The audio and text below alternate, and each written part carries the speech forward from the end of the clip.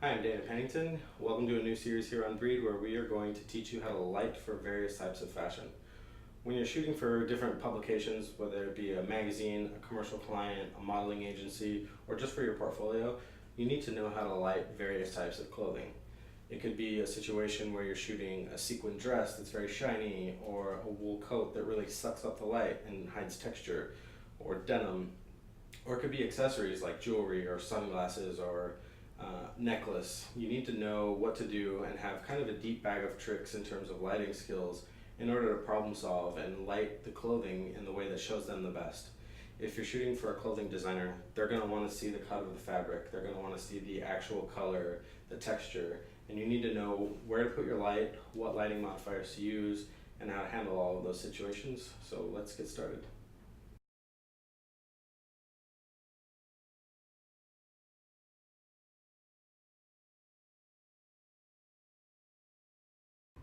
All right, so when you're shooting fashion, you're not always specifically focusing in on clothing. A lot of times you could be hired to shoot accessories. One common accessory would be glasses, whether they be eyeglasses or sunglasses. You really need to know how to light for that type of accessory because it's very tricky. The main thing that we need to remember when shooting eyewear is that the angle of incidence is always going to equal the angle of reflection. And what I mean by that is the angle at which the light is coming in is the exact same angle that it is going to reflect at. So you have to be extra conscious of where you're placing your light, your model's facial angle, and where they're looking in terms of direction in the frame.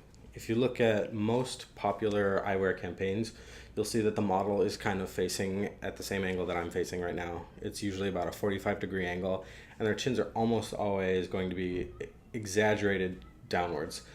The reason being is that from the camera perspective, you're not going to see the light reflected in the glasses. If you're shooting eyeglasses, you can cheat it a little bit, and most people do. What they will do is to take the lenses out of the frames. If you're shooting sunglasses, obviously you can't do that because you want to show the hue and the gradation in the tint on the sunglasses. You just have to be very, very mindful of the angles that you're going to shoot at. Today we're going to shoot our lovely model Kirsten wearing a set of really cool folding Ray-Bans. We are going to have her, again, chin down, about 45-degree angle, and I'm actually primarily lighting her from the short side. I'm keying her from this Profoto D1 with a Photex soft lighter, and then another Profoto D1 with just a soft white umbrella to fill in the shadows. The main light in this picture is going to be coming from predominantly behind her, which means that the front side of her face is going to be mostly in shadow. It give it a nice, dramatic, moody look, while still really effectively showcasing the shape and the tone of the sunglasses, and really showing how dark they look. You'll still be able to kind of see her eyelashes and some of her facial features behind the lens, but you're not going to see a really hideous reflection of an umbrella or a lighting modifier. If you want, you can light eyewear from the front. One such place that you would commonly see that would be Tom Ford's campaigns. He's really pro lighting eyewear from the front, which creates a really interesting shadow on the model's face. It's a stylistic choice that you can make at the time that you're shooting, but just keep in mind you're always going to have to combat reflections. If you're getting it really close in camera and you're getting very subtle reflections, whether they're of you, the photographer, or other things in the background, you could use a circular polarizer to minimize them. But keep in mind, the closer to frontal you get with the lighting, the greater the chances that you are going to see the lights in the reflection of the sunglasses. When you're shooting, be very specific in the direction that you give your model. You should tell them, all right, I'm only limited in terms of the angles that I can have your face. So then it really comes down to their attitude and the confidence that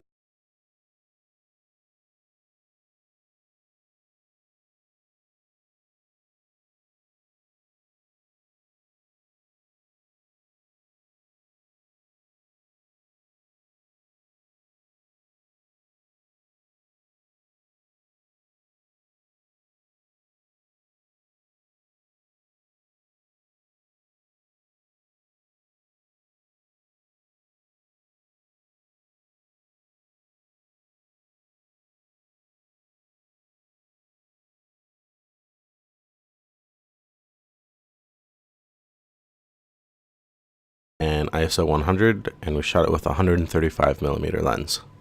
The sandwich lighting setup here really creates a nice light without causing any reflections.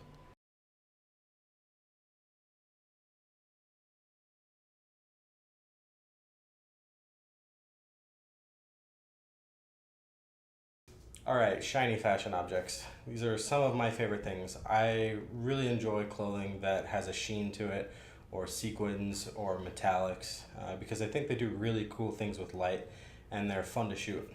We're about to shoot this dress where the top half around the bust is kind of sequined and it's gold metallic.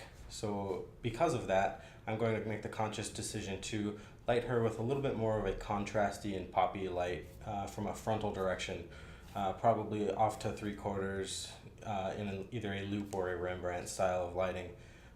But instead of using a big soft modifier like an octobox or a big giant umbrella, I'm going to switch it out to a small octobox because I like the contrast that it gives. It's silver line and it's relatively small in size, so it's going to be very poppy. And because of that, the gold metallic color is really going to shine. It's going to jump off the image. If the designer of the dress were to see the image, they'd be really happy that it correctly conveys the metallic on the dress that they use. They use materials that they do for a specific reason, and our job as fashion photographers is to showcase that.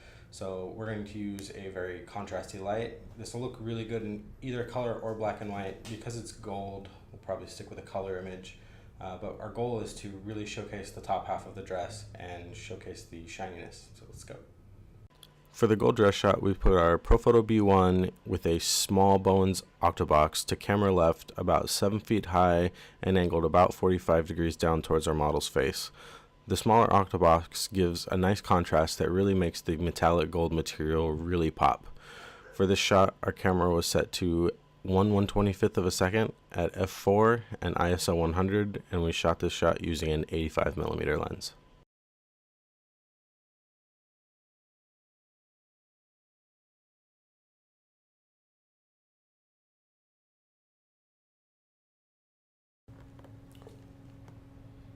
Alright, white. White is a tricky garment to shoot, especially when you're shooting on a white background. There's two ways you can do it. You can shoot right up against a white wall, or you can shoot a lit cyc. For this segment, we're going to start with shooting it directly against a white background. I wanted to showcase the pattern of the skirt and the shape that our model was wearing. So I moved our light. We started with the sunglasses doing a short-sighted lighting. Then we moved it to about 45-degree angle for the black sequin dress into a more loop or a Rembrandt, depending on the position of her face. And for this shot, we've moved it completely frontal, butterfly style. I think it's a really great way to show the shape of the skirt in particular. That garment, as it turns out, is made out of foam, which doesn't really have any noteworthy texture or shine. It's a very matte garment, so we can put the light virtually from any angle. What's really tricky about shooting white on white is exposure. If you see, as I was shooting, I was constantly checking my histogram. If Kirsten moved a little bit towards the light, she's naturally automatically going to start to become brighter. And the latitude that we have between a proper exposure and an overexposure with a white garment on a white background is very, very minimal. So the big thing that I will tell you is if you do want to shoot white clothing, check your histograms. For the white on white shot, we took the same Profoto D1 with small Bowens octobox, but instead of having it in a Rembrandt position, we moved it directly over our model's face for a classic butterfly lighting style. This creates a really nice, beautiful, soft light that does a really good job of picking up the waviness of the bottom of the skirt by creating some shadow and some depth. It also keeps her separated from the wall by casting a shadow directly behind her.